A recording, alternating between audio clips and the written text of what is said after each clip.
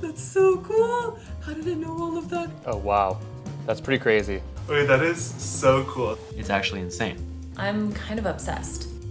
Q&A is like an assistant that helps you find information across your workspace, so I'm so excited to use it. So it's like having a personal assistant, but an extremely smart personal assistant. Y esto lleva la gestión de documentación absolutamente a otro nivel. I just tried Notion Q&A and it is blowing my mind. It's basically like having my own research assistant. I think this is actually going to change the way that we create content. Q&A basically provides instant answers to your questions using information from across your Notion workspace. This is huge. I honestly believe it's such a game changer, especially for people like me who use Notion for absolutely everything. Y es que se habla mucho del concepto de segundo cerebro. Pues bien, esto es el segundo cerebro. It's literally my brain. It is the personal assistant that lives in my brain. I'm going to use Notion Q&A to not have to go and hit up my team members for every little detail that I want to know. So if you're like me and you're a super user of Notion, but you're not always super organized with how you use Notion,